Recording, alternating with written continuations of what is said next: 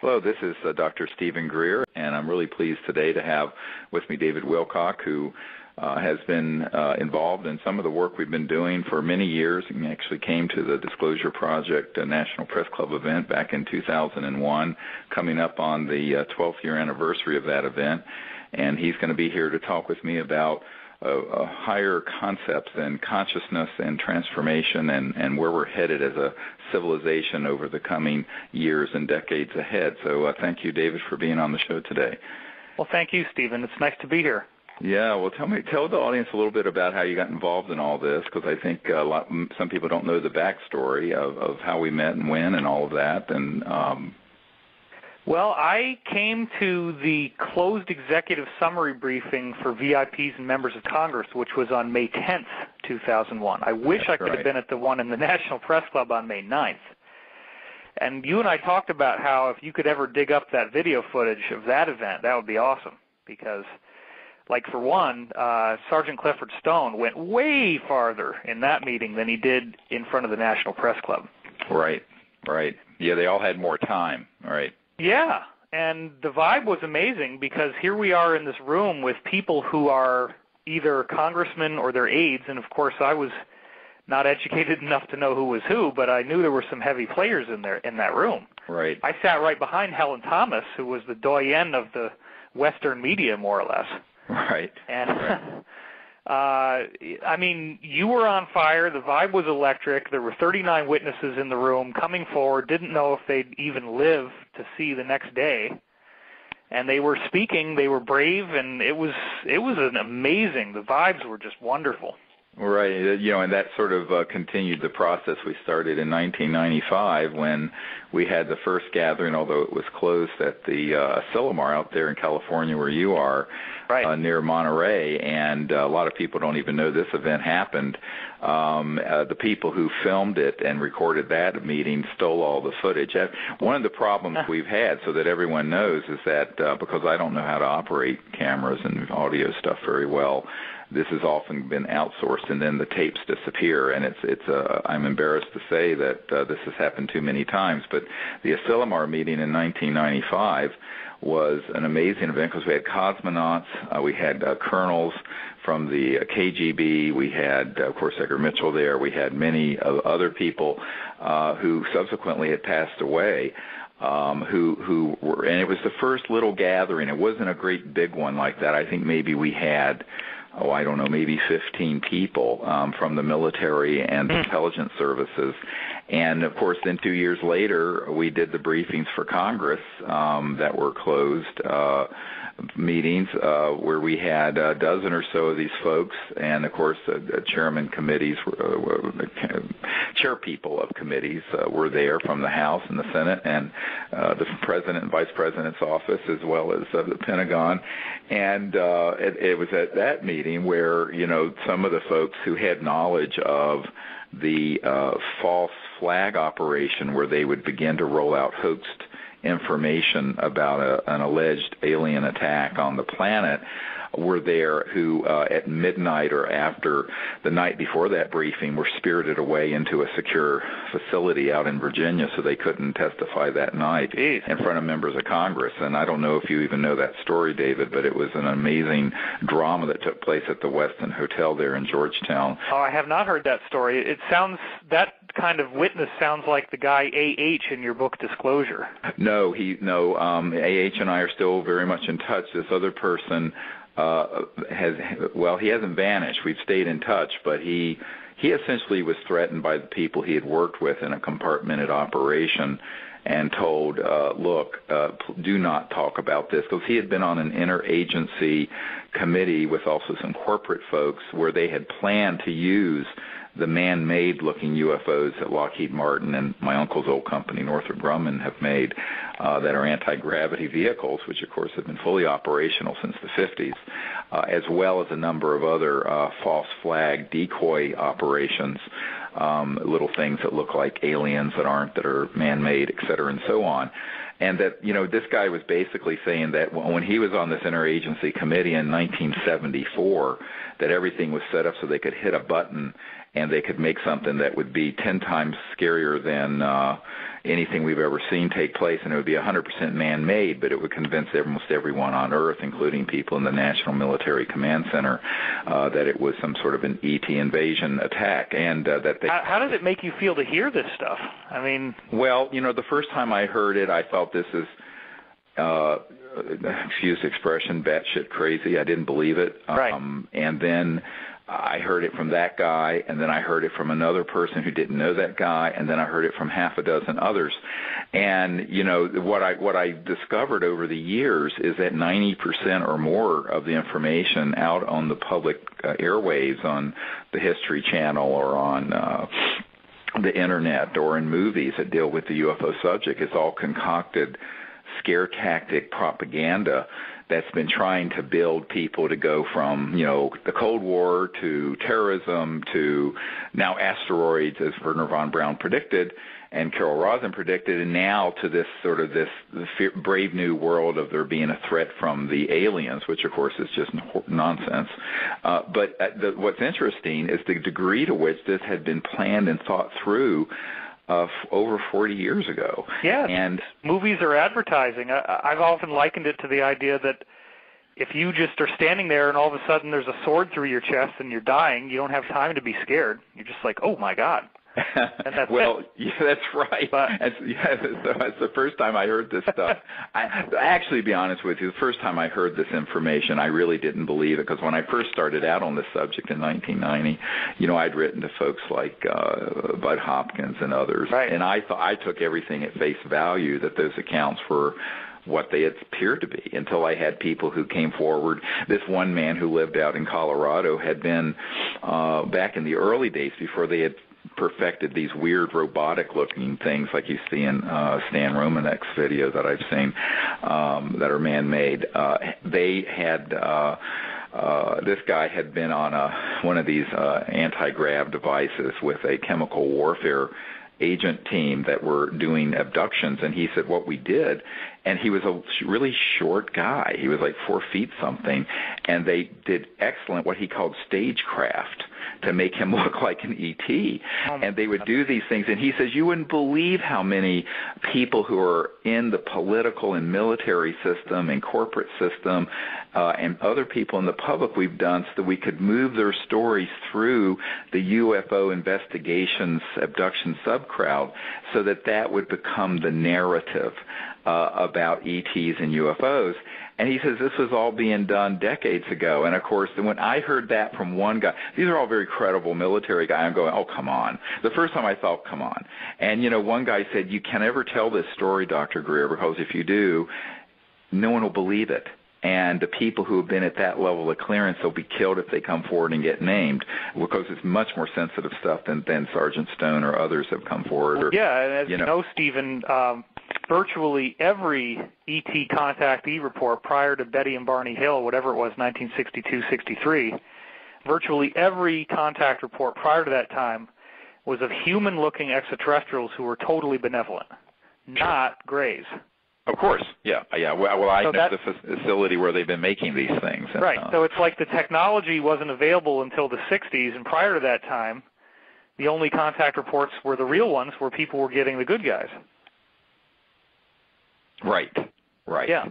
Right, and you're so correct, and it's interesting because we went from the one era into this other, and the turning point, I think, is in this CIA document from 1953, before any of us were born, even me, and I'm about to have my 6th grandchild. Believe it or not, a scary thought to most people. Geez, what a guy to have as a grandfather, huh? But the thing is that in 1953, the agency, the CIA, has a document that I acquired after I briefed the CIA director that talks about I'm quoting, the psychological warfare value of the UFO subject, and in this same document, engaging Disney Studios and other big studios to make cartoons and movies about the subject for their psychological warfare value. Well, you know, that's 60 years ago now, David. Well, Stephen, as soon as you start saying this stuff, here's what's going to happen for some people.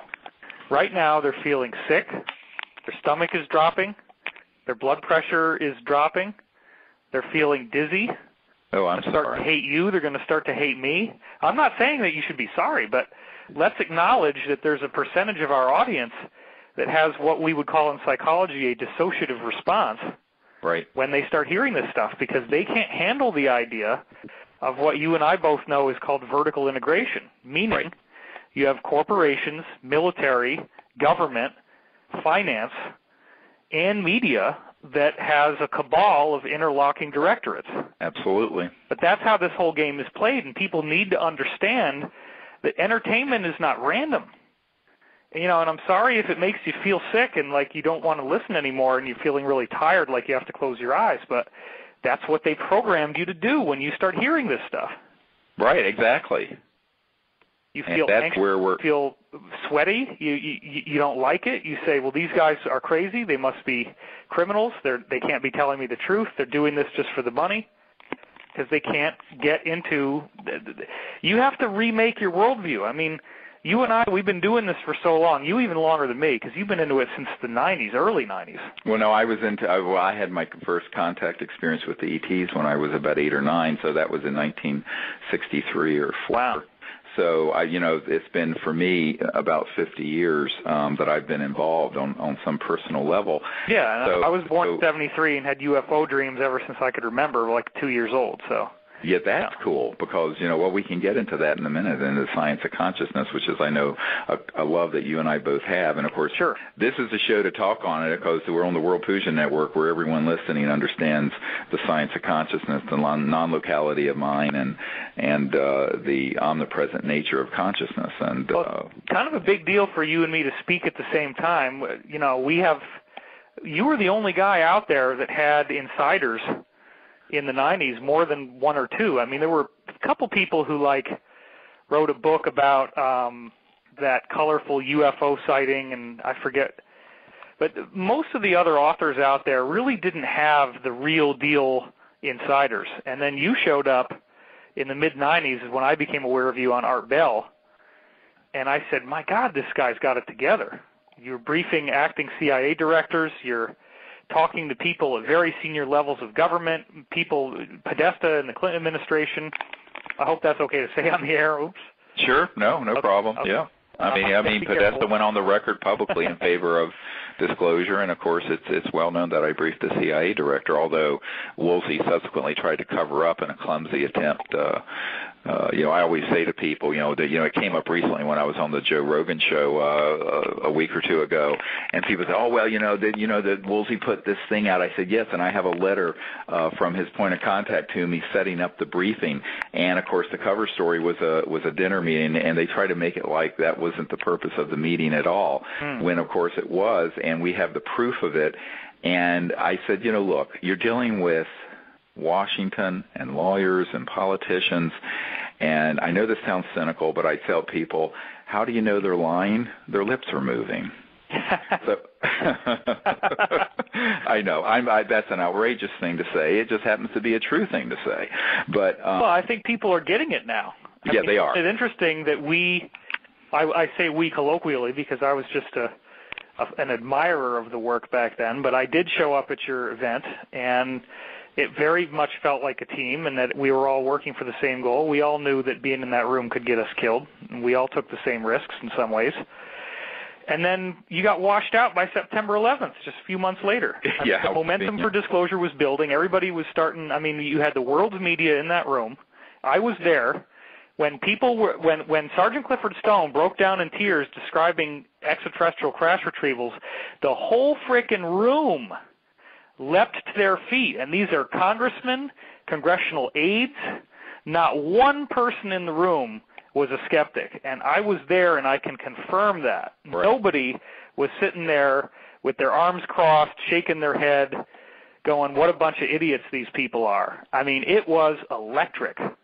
Right, and I think that's one of the things that we're trying to do with the film Sirius. Oh, by the way, can you come to the premiere? I hope you can make it to the premiere. I'm planning on it, yeah. I'm looking forward to it. Oh, great, because it's going to be at the LA Live premiere house there, the big one. And unfortunately, the seats we have available now have sold out. But if you have any other special guests, we do have some VIP seats set aside, David, if you have some folks you want to... Well, we'll just have to grease them up so we can squeeze them in there, I guess. Yeah, because the place only holds 809 people, apparently. But it's going to be really exciting, and I think that, this is the next step in what we want to do. And but when all this has been building, you look at the amount of evidence. We're building out a new website, SiriusDisclosure.com, SIRIUS Disclosure.com, and you can go there and sign up for information about where we're going to be having various premieres around the world. We're thinking of London, D.C. probably in early May, on and on. But what's fascinating is that, in this 2-hour special movie that has been crowdfunded, thanks to all of you listeners who funded this. It's the largest documentary crowdfunded movie in history, to my knowledge. This has created something that and the aftermath of it, we're going to bring out more and more and more of this information, because what we found is that most people don't know and haven't seen all the testimony and information that we keep collecting every week, because we haven't had a mechanism to bring it out. So after this film comes out, you're going to see that on our website we're going to keep loading up one top secret witness and document and picture and video after another. It's going to be this avalanche.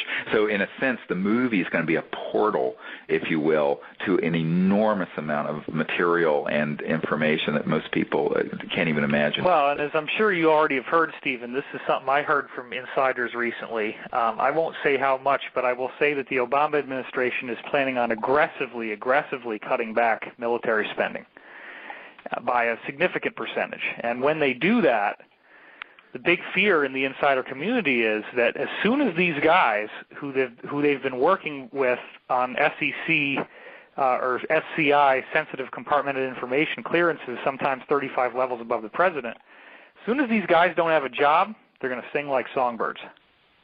Well, and that's the other thing, is that we want to create a mechanism through this site for people to come forward as whistleblowers, because we know, I meet with, for every person that people can see at SiriusDisclosure.com, and you can see already the links there to the disclosure witnesses and all the information we have. There are at least 5 for every one that we've identified that hasn't been willing to come forward with name, rank, and serial number. Now, remember, the event that David's told all you listeners, those folks stood up, name, rank, serial number, and had signed a document saying that they would testify under oath under the penalty of perjury, federal perjury, to everything they were saying at the National Press Club event, which is a requirement I placed. If someone would not sign that document, I would not let them stand up in front of those members of Congress or the world media, because I felt that people had to not only have corroboration to their accounts and if possible documents, like the folks from the Strategic Air Command and the Minot, North Dakota case, the case in the Rendlesham Forest case, but we also wanted that what they would be saying, they would be willing to testify under oath under penalties of federal perjury, which are very strict. So we set it up that way on purpose, and it wasn't to be draconian at all to the witnesses. It was to establish a very high bar that we had to have so that people understood this was extremely serious, because people were basically coming forward, as you pointed out, and exposing a large, what Eisenhower called the military-industrial complex that had gotten into such levels of secrecy that it had become illegal. And the illegal secrecy was in the process, or has been in the process, of destroying our planet by suppressing not only the information that were all related to these beings from other star systems. And I think we're about to get some genetic evidence of that, but I don't want to tip my hand too far. But the other part of it is that the technologies behind these UFO devices, even the man-made ones, are such amazing science. And here we are burning coal for half of our electricity as if we were in 1880s. I mean, it's just bad joke.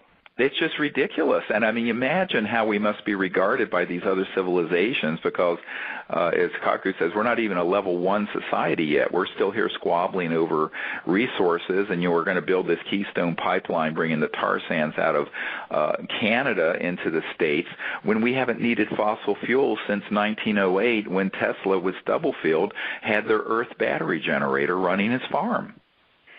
Yeah, I wrote a New York Times bestseller book in 2011 called Source Field Investigations, and one of the things I quote in there is that the Federation of American Scientists showed that there were over 5,000 patents classified. You gave me that data, and I asked you if I could use it in the book. Sure.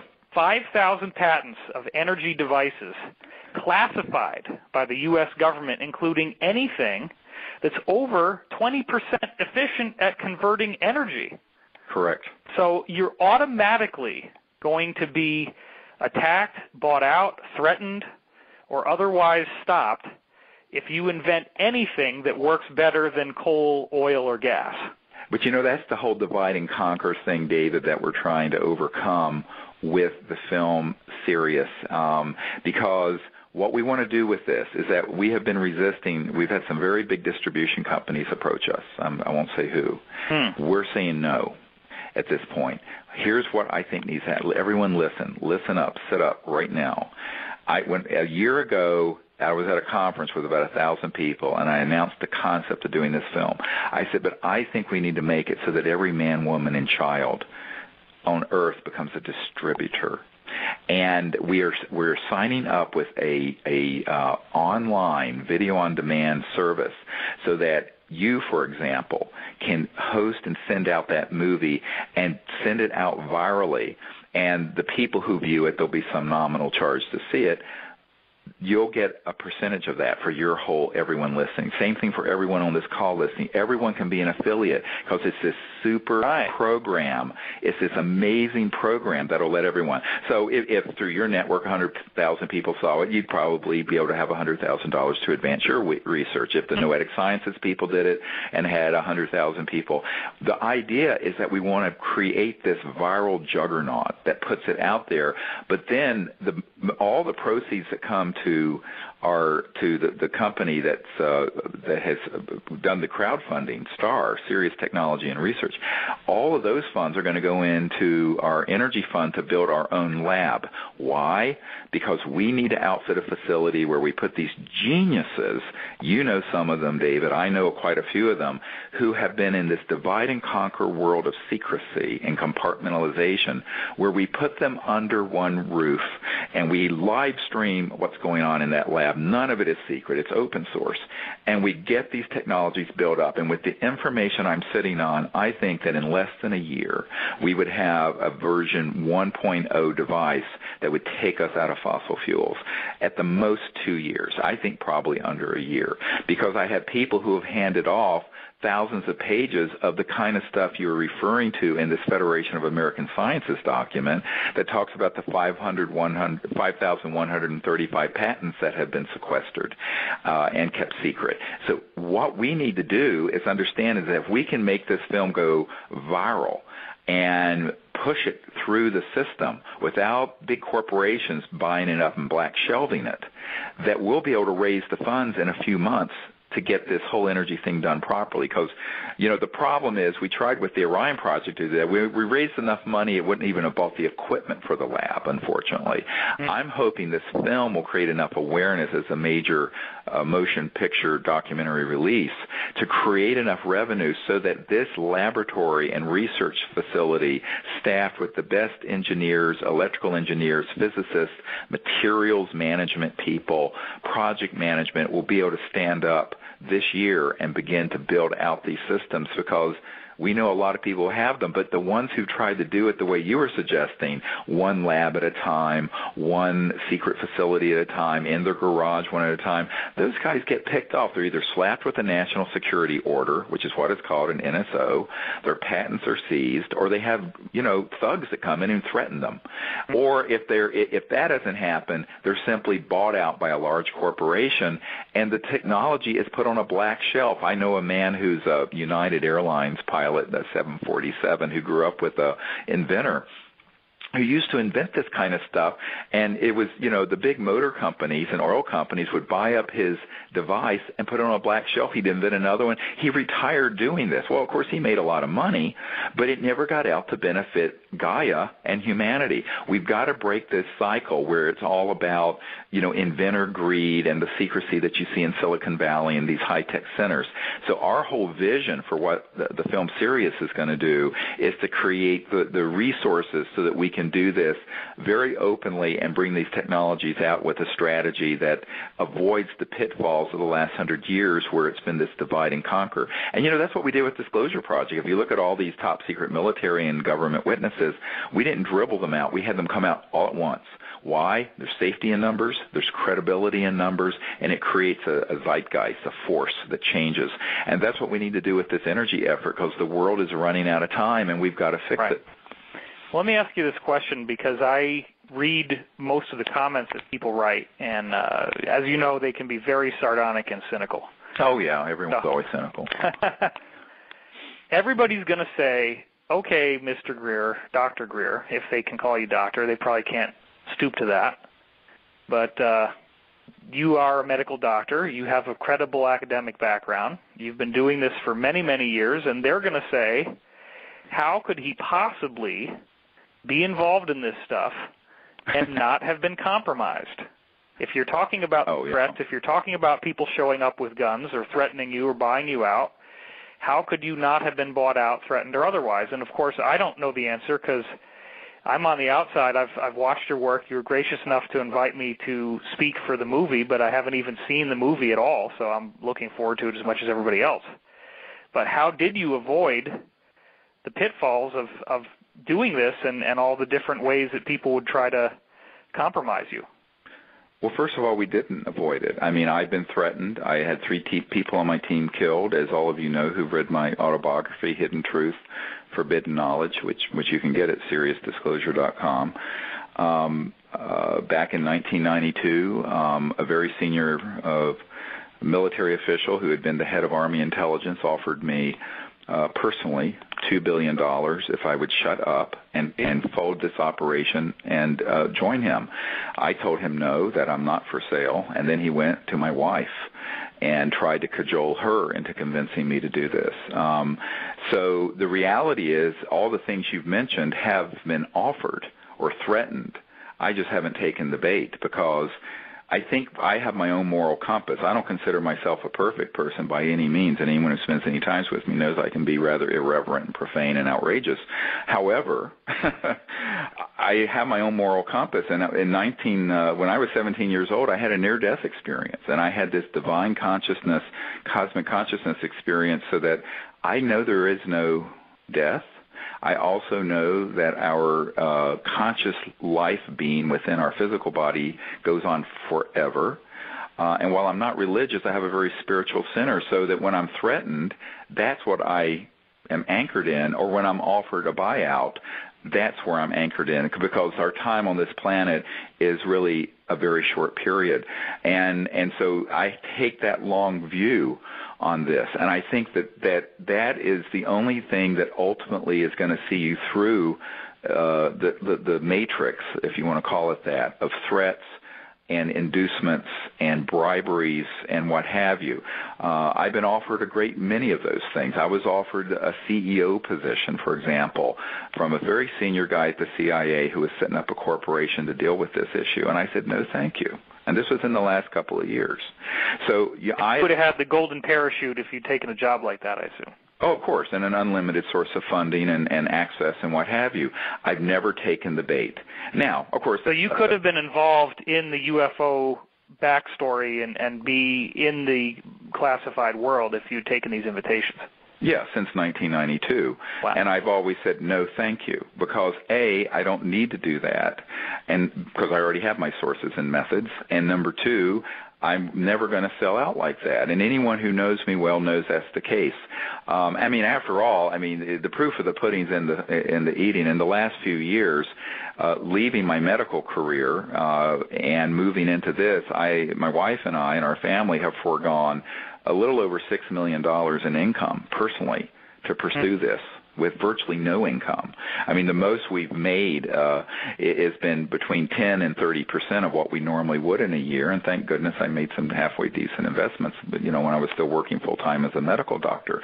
But most people wouldn't put up with this, and I have to say, most doctors' wives wouldn't. My wife is an absolute saint and amazing person, anyone who meets her. And I think that, the problem is that what you're describing is what has happened. I'll give you an example. Less than 3 years ago, we had a man under contract who knows how to build up these energy systems, and we had raised some funds through the Orion Project, which is an informational project, and people had given some funds, and this guy was working on one of these devices based on a lot of the Tesla work that he had done in his classified lab.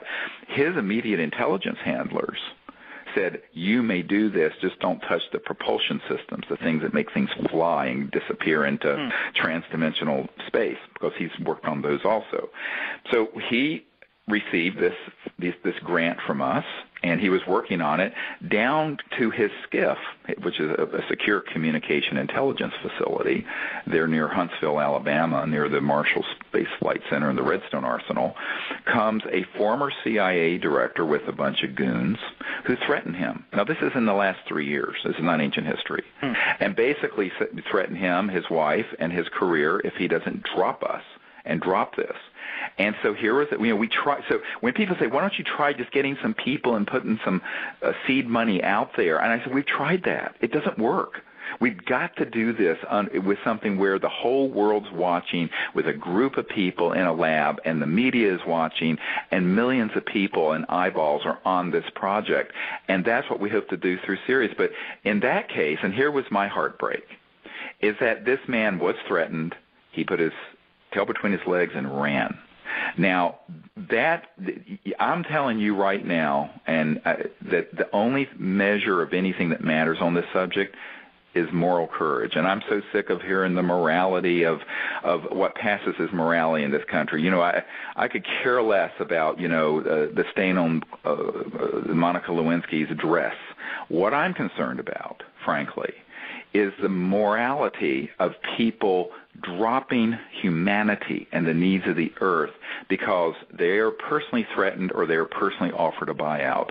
And David, that's what's happened for 100 years. We have got to figure out a way to rise to a higher state of consciousness of no fear, and the fearlessness comes from a spiritual state. As Krishna said to Arjuna on the battlefield, a little of this, with a capital T, eliminates all fear. And it's that state of divine consciousness. And that's what we have to kind of move and operate through to withstand the sort of threats and inducements and temptations that the intelligence community and the corporate world and secret government programs are extremely good at doing. But unfortunately, when you have a lot of these people working by themselves, and it's an engineer somewhere or a physicist somewhere, they get terrified and they run. And I think that this has been the most difficult thing we've ever tried to do. Disclosure Project was difficult. Doing the work we do with contact with the ETs, that's a joy, although we've had a lot of interference. But bringing out these technologies, David, because you're making a run, as you know, at the petrodollar banking macroeconomic power system. And that's really what's running the planet. It isn't 1600 Pennsylvania Avenue. I've got news for folks. Not the White House and the Congress. That's sort of a sideshow. It's these large cartels and economic interests, and no less a person confirmed this to me than the Minister of Defense of Canada, the Honorable Paul Hellyer, and I was at his home a few years ago before we did a press conference together, and he went into great detail about how the gangbanksters and the sort of the cartels in the banking and central bank system had a grip on global power, and that the governments of the world pretty much danced to their tunes like a puppet. More and more people are becoming aware of that now, and we are moving into an era in which, and this is a very important point for everybody to be aware of, the Big Brother thing is a myth.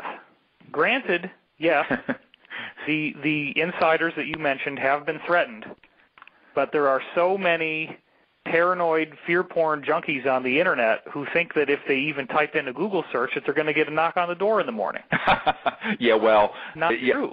Well, I tell people, no, it's not true. I think it's only when you're getting close to really making a big change. And I always tell people, if this little birdie is still singing at the mine, I'm the canary in the mine shaft, and if I'm still alive, don't worry about it.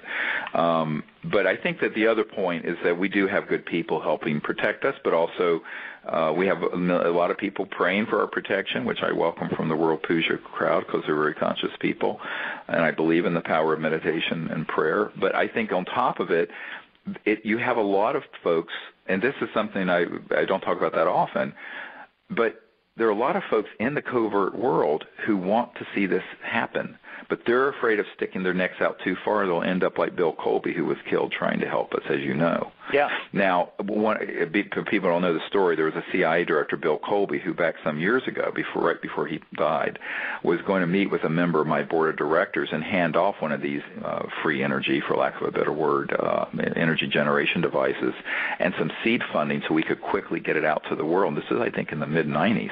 And the week he was going to meet with us, he was found floating down the Potomac River. It was quite obvious. Even his wife went on CNN and said, look, we don't know why he would have gone out on the river allegedly canoeing in a rain-swollen, flooded river leave the house open, the coffee maker on, the computer on. It's very, very suspicious, and yet it never really got investigated. Recently, his son wrote a book thinking that maybe he'd gone and committed suicide, but it was none of the above. A colonel who was best friends with CIA Director Bill Colby told us personally that he was in fact killed because he was going off the reservation and leaving the so-called majestic cabal behind to help do this. And so that became a shot across the bow during, of course, the Clinton administration that frightened off a lot of folks. But that son of his wrote that book, which also is a documentary, and I don't remember the title of it, but you can look it up on iTunes and watch it. It's really pretty darn good, and it gives you a lot of backstory that establishes Colby. Colby was, just for people who don't know, I didn't know this till I watched the documentary, he was essentially the main fall guy who took the secrets of the CIA and exposed them post-Watergate, post-Vietnam, and basically was the guy who had to, apologize to the world and insisted that this was the only way we were going to move forward was to tell the truth. Right. And that's the most poignant part of the documentary, because you're seeing how this one man essentially embodied the secrecy of America and said, now is the time to tell the truth. And there's a strong leitmotif in the movie, subconsciously I felt it, that he was ready to do that cycle again on a much bigger level with you. That's what he was doing. And the filmmaker didn't do that in the film, but that's what I saw as soon as I watched it. Well, the filmmaker and the son and the family don't know what I'm talking about right now on this interview. And what I'm telling you is that, after my assistant, Sherry Adamak, died mysteriously, and there were 3 of us that got aggressive metastatic cancers the same month. And everyone died but me. I was the only one that lived. I was supposed to die first, as you know. Did you do hardcore juicing and a nutritional intervention? All that I did everything: prayer, meditation, conventional medical, and everything you can think of. And so here I am. I'm still alive and free of it, as far as anyone can tell.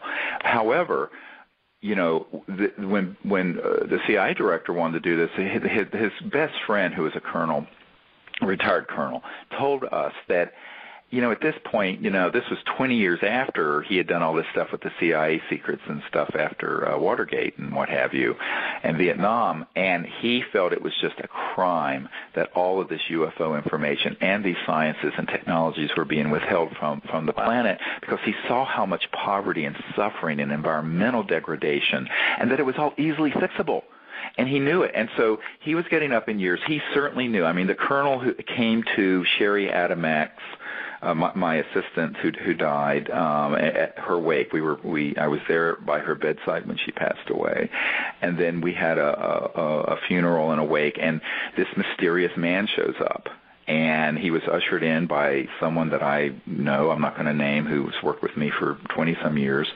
And it was this colonel who had been best friends with Colby, who had died not long before this had happened to us. And he said, look, the colonel said, we both have had terrible losses, but we can't look back. We just have to keep going forward. Wow. Now, I have to admit, I was very depressed for a couple of years, and it was very difficult. So, this has not been a cakewalk by any means. I don't mean to make people think it has been. But ultimately, you keep returning to your spiritual roots and the consciousness and the vision of, what kind of world could we have if the truth were known, if these science and technologies, if these patents were released, if it was known that we're all children of this fabulous conscious universe and that we have brother and sister planets out there that are populated with higher intelligent life forms. I mean, it is such a huge change in our society. And, of course, it's such a large change that it threatens the power structure, both religious and economic and technological and political and geopolitical. Just to show you how widespread this stuff is, I had a housemate who I used to live with in the house before I now rent it myself, but he had a friend of the family. His family, I won't say what it was, but he was part of a major technology company in the 80s. It made a lot of money. Right. His father was like the VP of something or other in the company. And they knew this guy who had a defense job. And he just told me this one day because he wasn't even really into UFOs, and I started telling him this stuff, and he wanted to change the subject really quickly. Right. Because that's what most people do. They get really uncomfortable. But before he changed the subject, he said that they knew this guy from the defense industries, and on his deathbed, the last thing he said was, if you really want to know something interesting, I can tell you this with absolute confidence. Every form of technology you have ever seen in a science fiction movie, we already have it, and we're already using it. Correct. And this is just a guy who didn't even believe most of the stuff I told him, and this was just some little story from his own private file. Right. And I've never even told that story publicly before, but the point is there's lots and lots of little bits and pieces of information out there. And what guys like you and me have been doing independently and sometimes collaboratively is pulling it all together and showing people, hey, look, you start connecting the dots, and yes, you're going to see that there's a cabal. You're going to see that there's a secrecy. You're going to see that the world that the media is presenting to you is not the world. We live in Star Trek. We're already a Star Trek planet. We just haven't been told that yet. Well, it's interesting because one of the things that a Lockheed Skunk Works man said to our team once was, anything you can imagine, they've already done at the Lockheed Skunk Works. So, and those of you who don't know, the Skunk Works are the super secret compartmented operations that Lockheed has, and one of the compartmented operations has dealt with ET technologies and also anti-gravity, so-called gravity control technologies up there near Palmdale and Lancaster and Edwards complex facilities, and also the ones out in other regions out in Utah and Nevada. But the point is that it goes way beyond. And one of the things that several of these military witnesses have told me have said that if you told people the truth, it would discredit you because the truth is more bizarre than any of the science fiction that's out there. And it really hides itself. They said it really is a self-concealing thing because we're more than 50 years into the public being miseducated and brainwashed about science, technology, religion, consciousness, education, you name it. And what's happened is that the truth is much more bizarre than any fiction, and therefore it is self-discrediting according to the metric of the mainstream media and mainstream academia. So it's really through the looking glass, and this is, what you said a little while ago is so true, that it's really a paradigm shift of reordering one's entire worldview. Well, think about the fact that when you go to school and you get a grade on a paper, you're basically told that the accuracy of your knowledge determines your value as a person. Right. If you don't have accurate knowledge in your mind, then you get an F grade, which means that you are a failure. Right. And then people have been conditioned through psyops that if they believe things that are not true, they will suffer social ostracism from their peers. And we have a strong connection to the animal kingdom in which if you break off from the group, you're probably not going to live very long. Correct. You need to conform in order to survive. And You're so we have that. Right. We have that deep animal conditioning that says that if we possess incorrect knowledge, that we're a failure and that we're therefore at risk.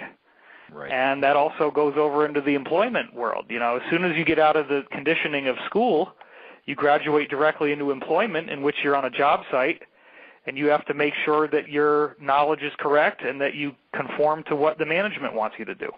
Right. And more people now, thanks to the Internet, are able to work for themselves and break out of that endless chain of backstabbing and butt-kissing. Right, right. Well, you know, this is actually, you know, one of our Air Force witnesses, George Filer, who actually has gone to start a site where he compiles a lot of cases, and he's an Air Force guy who was present when the ET was shot and killed on the tarmac there near McGuire Air Force Base, and back some years ago. And he's one of the Disclosure Project witnesses. And you know, he had said to me years ago in an interview that through the force of ridicule and the use of the media and movies and everything to ridicule and create a social opprobrium around the subject, a sort of a distasteful thing that people won't talk about this issue because of the fear of ridicule and rejection, as you're talking about, from their peerage, whether you're a doctor or a lawyer or a scientist or a professor or whatever. And interestingly, that's why it's so important to have credentialed people, credible people come forward with information, data, documents, and what have you, who say, look, yes, this subject has been the butt of a lot of jokes and a lot of comedy, and there is a lot of nonsense in this field. However, these facts are true. And that's what we've tried to do with Disclosure, and it's what we've done with all of these subjects. But it is, you know, we are obviously up against this propaganda machine that got rolled out before I was born and before you were born. So there's a conditioning out there, but I believe that has changed because, you know, when we started this effort, about a third of the Majestic group, just so you know, the so-called cabal, were in favor of what I was recommending to President Clinton and the CIA director I met with. Now I understand it's more like two-thirds, although they're still very intimidated by the ruthless far end of it. About 30% of the public thought that ET life existed and UFOs were real. Now it's in the 50 to 60% range. And in fact, 43% in a recent poll that just came out 2 months ago of the public think that they're here frequently on the Earth, not just that they exist in space or may have visited the Earth. So the point I'm making is that there has been a huge shift on this, and yet within, quote, polite circles and academic circles in the mainstream media, this is still very much the giggle factor stepchild of news, and that's something that is going to need to change, and we hope to see that it changes further, but ultimately it changes by one person at a time coming out, speaking their truth, sharing the information, and then pointing to people to the credible evidence, documents, videos, photos of ET craft, top secret guys coming forward. Because I know that when I was on the Joe Rogan show, he didn't know, a lot of his listeners didn't know that we had that much evidence sitting around. But, of course, it is, but you have to go and look at it and read it. We're going to try to make it a lot more available because, you know, we've never really had a professional webmaster and website, and that's what we're building right now. And before April 22nd, when we have the world premiere of the film Sirius in Los Angeles, we're going to have all of that information up so that the film will then link into the site, and there will be, you know, because in 2 hours of the film you can only get a little bit of evidence, but then there'll be just, you know, dozens, thousands of bits of information and whatnot in one place as sort of a clearinghouse, and that'll be very exciting. I hope to even have the entire briefing I put together for President Obama in 2009 in there, at least the parts that I'm allowed to put in. Well, that actually brings up another subject that I was already wanting to ask you. Maybe telepathically you got that. Yeah. Or not. It could just be that I'm just taking an opportunity. But I was recently tapped to be in a very, very popular television show, and I will not say which television show. But the production company contacted me, and they handed me a list of questions, and they spoke to me on the phone. Right. The focus of the show because they had seen that I was doing some really intense conspiracy theory type stuff on the Internet. The focus of the show, and they basically came right out and told me in the questions what they wanted. They wanted to take all of this stuff that's going on with people starting to wake up to the things that are going wrong in the world, and they wanted me to blame American presidents for all the problems. They wanted as many specific stories as I could come up with for American presidents causing all the problems in the world. And I had this phone consultation with them, and I said, look, the bottom line is you got oligarchs who have had dynastic financial control. This goes back to the Roman Empire, the Catholic Church. The Rothschilds took over Europe. The Rockefellers took over America. They pooled their resources into the Federal Reserve System. The U.S. dollar was outsourced in 1913. It's lost 96% of its value since then. $26 trillion were paid in bailouts to private banks, many of which were not American, and that's almost half of the global GDP. Right. I don't think the problem is the president. And then they said, they called me back 3 days later, or they wrote me back and said, well, the team has decided to go in a different direction. Yeah. Well, here's one of the problems. Everyone's looking for a scapegoat, and I always tell people, the emperor has no clothes. One of the embarrassing moments, it wasn't an embarrassing moment. It was a poignant moment. And I'm sitting here, and imagine, I'm a 30-some-year-old medical doctor who's flown up to Washington to brief the sitting CIA director at his request on this subject. Wow. Just that's crazy. Put your mind around that for a moment. And, at the end of the meeting, it was almost a 3-hour meeting, I have a white paper that's in my first book, Extraterrestrial Contact, the Evidence and Implications. And one of the recommendations, there's a set of recommendations for the CIA director and the president of actions that need to be taken dealing with bringing this information out, the technology out, and stopping the secrecy. And the CIA director, Woolsey, looked at me and he said, Dr. Greer, how do we disclose that which we have no access to? Wow. Now imagine standing in a room with a sitting CIA director, and the guy was not joking, and he was very emotional about it. And it was one of these things where, the average person thinks that, well, you're the president, you have an all-access pass. But the truth is closer to what Jimmy Carter said not too long ago at a dinner party. I had a friend who was at an event with him who's a classical guitarist, and someone had said, what was it like being the most powerful man in the world? And President Carter said, well, I don't think I was that man. and someone at the dinner party, I guess there were about 20 people there, said, what do you mean?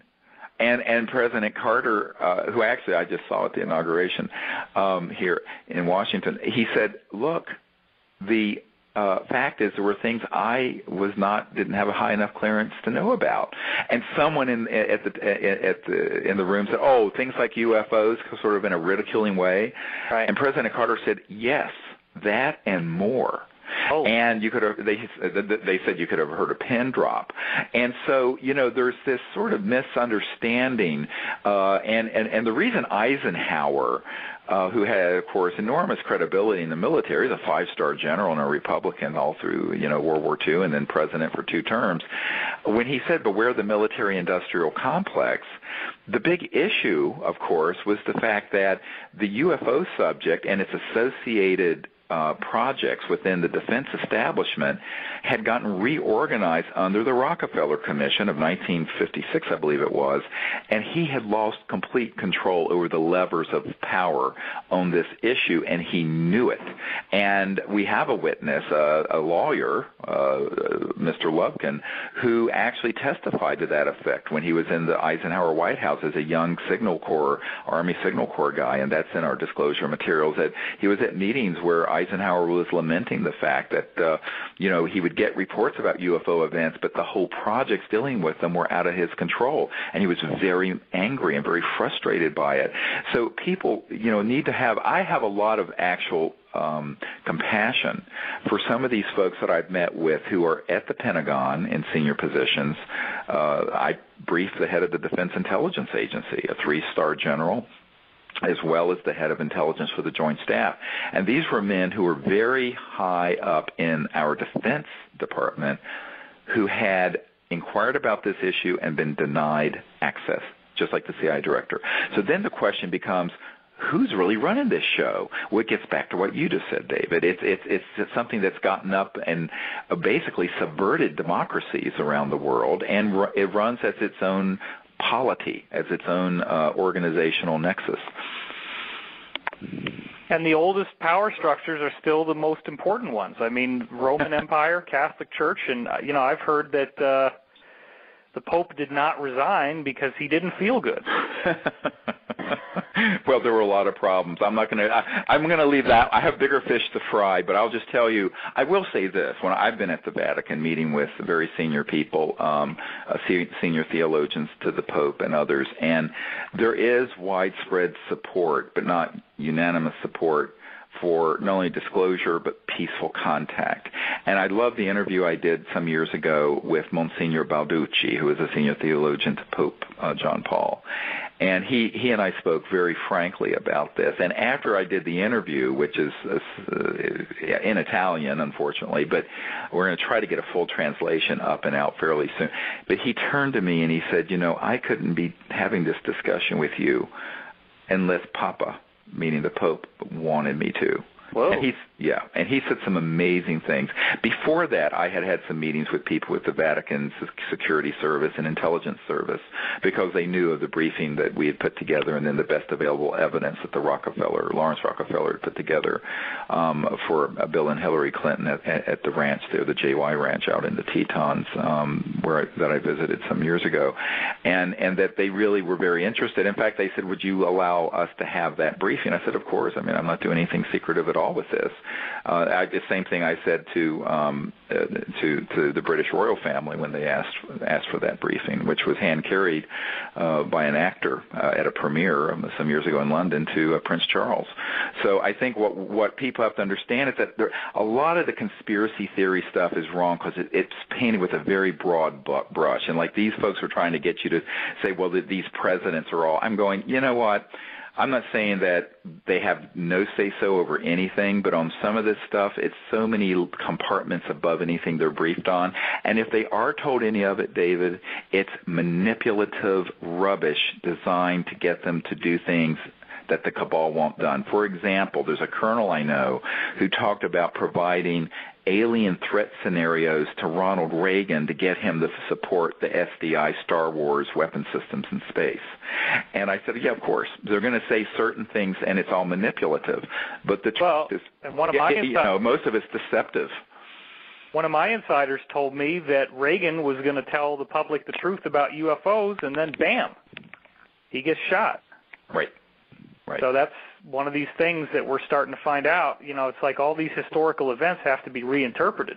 They all have to be reinterpreted. And, of course, after we provided all this briefing material to the Obama administration upon request, he went to, in his first few months of his term, went and got the Nobel Peace Prize in Oslo, and that's when that Oslo spiral, the blue spiral, appeared over Oslo, and everyone, of course, it was on CNN and Anderson Cooper and everyone talking about it. And it was less than 24 hours before he got the Nobel Peace Prize. Yes, and what's interesting is that a week before that happened, there were two separate people who don't know each other from the intelligence community says there's only a few of us on this planet who are going to know what that is. What's going to happen? And I said, what are you talking about? He says, well, they said, just wait and see. And then this event happened. And, of course, I know that it was a very human, what's called scalar or longitudinal weapon test fire over Norway. And it was a shot across the bow to scare people. Administration. I wrote a massive investigation on that called Disclosure Endgame. People can look on my website, divinecosmos.com. And in that investigation, I showed unequivocal evidence that HAARP can be pulsed to make those spirals. Of course, absolutely. And you and I talked about this backstage at one of your events, and actually that was the first time I met you. I think it was in Atlanta. And other than the Disclosure Project in 2001, it was the first time I reacquainted myself with you. But you had said something to me about how somebody told Obama, whispered in his shoulder, you really wouldn't like it if your plane flew one of those, would you? He flew into one of these, yeah. Right. And so I think this is, and when Carter was pushing on this and had the White House study group trying to get into the bottom of the UFO issue, there were two people who came into the Oval, the president's private office, that's right off the Oval Office, and said, sir, if you would like to complete your first term as president, you will keep your mouth shut about this. So, this kind of stuff is why. And here's the reason why you and I and everyone listening have to be the people to do. People say, when is disclosure going to happen? I said, we're doing it. And as you point out, as more and more of these movements take on momentum, and we're hoping the film Sirius will really push that momentum, we'll have more and more of these whistleblowers coming forward. And we'll have the ability to bring the science and technology out. Because ultimately, if at some point we can prove the energy generation science behind how UFOs are moving and getting here, then it really is game over. But it's not, and it's also the beginning of a new civilization where we don't have to be hooked into the petrodollar linear energy system that's cannibalizing and destroying the planet. And that's really, to be honest with you, people say, why are you doing this film? And I said, I'm doing it because we've got to have a mechanism to raise awareness and also raise the funds to create a professional research and development lab on these new energy issues. It can't be done in an amateur way and in a divided way. It has to be done in a way that's very well organized and well supported. And that's never happened. We'll spend $5 or $6 million. The city of San Francisco spent over $5 million just to have someone study how to get energy from the tide going in and out through the Golden Gate. Well, for that amount of money, we could build a lab and have these scientists bring out several versions of these new energy technologies. In the 1800s, John Keeley invented a way to use frequencies to dissociate hydrogen and oxygen out of water. Correct. And, of course, so did Stan Meyer. And a lot of people don't know that the Stan Meyer stuff really did work. But, of course, he dropped dead and took the secrets to the grave because his patents are full of false information because he was too paranoid. And that's one of the problems with these inventors is that they're always too secretive. And by the time they think they can get it out, something terrible happens. And we got to learn from this. It's best just to put it out there. That's what we've done with disclosure witnesses and documents.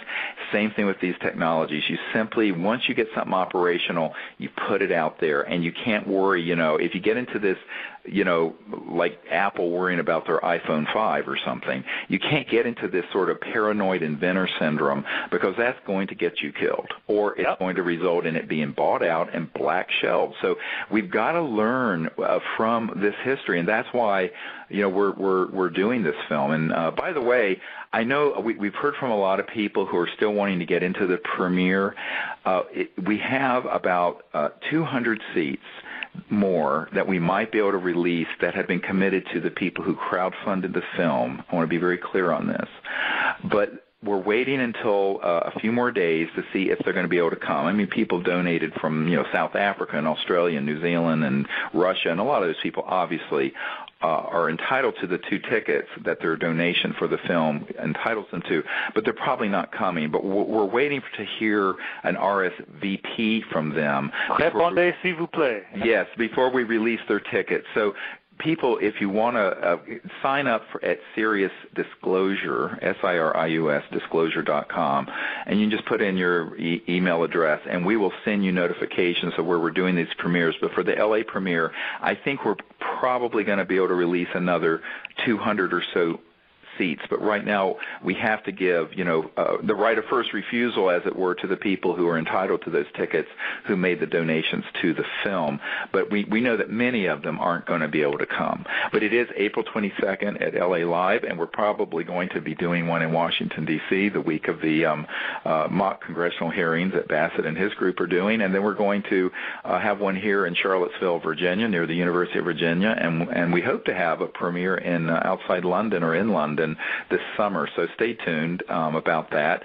And everyone, I really want people to visualize this, that everyone listening who's concerned about these new energy issues, the future of the world, higher consciousness, and our new civilization, you can all become a distributor of this film by signing up. We're going to be, if you sign up at our site, we'll send you a link that the Video on Demand group is setting up, where every single person, say you've got 200 people on your email list, you can become a distributor to those people.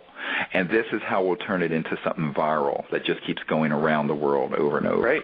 And David, I'd invite you to do the same, because this would be a fantastic, and if you have a pet charity you want to donate the funds to, or if you just want to put the funds back into the new energy lab we're proposing to build, you can do it either way. And I think this is how we can really build a momentum where we don't have to go to corporations, government, or even just rich individuals to fund this energy work, but it's done by the people, for the people, and will be, just like the film will be distributed by the people, the funding for this new energy research needs to be done by the people in a way that it can't be taken down by one big funder or one corporation. So this is the very viral new media model that we're wanting to experiment with, and all of you who are listening who want to be part of it, I appreciate your help in networking and making that happen. Stephen, I also want to point out that something you said back in the 90s when I was just a fan on the internet, just like everybody else wanting to learn about this stuff, you had said publicity is protection, and it seemed such an oxymoron at first. What the hell is he talking about? If you go public, you're safe, but the thing people have to understand is that it's the strength in numbers that actually protect us, not being afraid that if you donate money or if you get involved that somebody's going to come after you. It's just the opposite. Correct. And that's what we did with disclosure, and that's what we've done with everything we've done with contact. Now we have thousands of people on CE5, Close Encounters of the Fifth Kind contact teams, and you can see a world map. There's a link from our site to that, and you can become this team, part of this team. By the way, all the contact, the meditation protocols, the electronic tones that we send out over radio waves to the ETs, the whole protocol is now on an Android app and an iPhone app that you can get, and it's linked from our store, and there have been thousands of people doing it. We recently got a report from a truck driver in Eastern Europe who was practicing these protocols, and an ET craft came right over his truck, and he stopped and had this amazing contact experience. Oh, my God. So this is happening worldwide because that's the power of consciousness, and as you know, David, the whole morphogenic fields of a conscious, a super consciousness that is really what our individualities are linked into all the time, whether we're aware of it or not. Absolutely. All right. Well, this has been a wild ride. Thank you for bringing me on your show. I'm well, thank you, always David. amazed to hear your stories. It's like you are the only guy that's done all this stuff out there, and you really blazed the trail for the rest of us, and I might add that you did it during an era where the hate was much worse. So I think you encountered a lot more BS than people after you had to, because now it's becoming more socially acceptable. But back in the day you were doing this, I mean, people either loved you or they hated you. But right. either